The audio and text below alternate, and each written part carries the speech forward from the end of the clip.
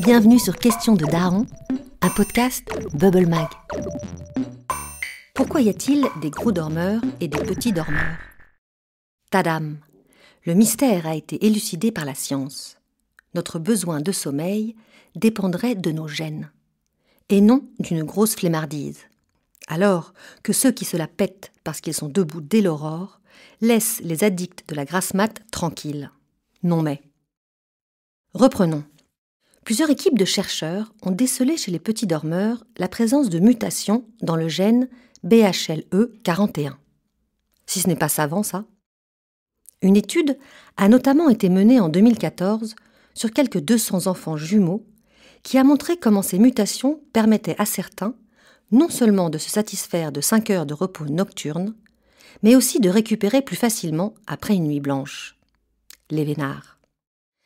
C'est ce qui explique pourquoi certains nouveau-nés dorment 20 heures par jour, quand d'autres se satisfont de 14 heures. Nous n'avons pas tous le même modèle, c'est certain. Une tendance qui se confirme ou pas à l'adolescence. On parle alors de petits dormeurs quand on dort moins de 6 heures par jour et de grands dormeurs quand on a besoin de plus de 9 heures de sommeil. À ne pas confondre cependant avec les couche-tard lève-tard, ni avec les couche-tôt lève-tôt, qui, au final, ont un sommeil aux horaires décalés, mais identiques en termes de temps.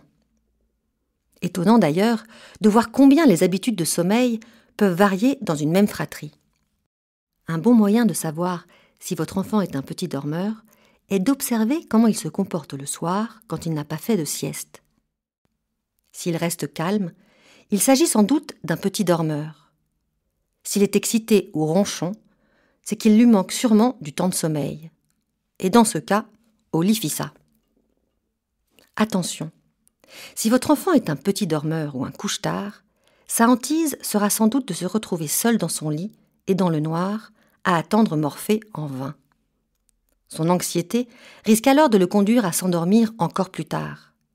Mieux vaut donc, dans ce cas, l'autoriser à lire un livre ou à écouter une histoire, le temps qu'il trouve le sommeil. Sans aller bien sûr jusqu'à des heures indues.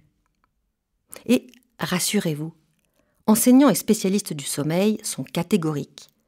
Dormir peu ou beaucoup n'influe pas sur les capacités d'apprentissage pourvu que l'on respecte les besoins de sommeil propres à chaque enfant. Reste à poser le bon diagnostic. Question de daron ? Les darons, posez vos questions en envoyant un mail à podcast@bubblemag.fr. À bientôt.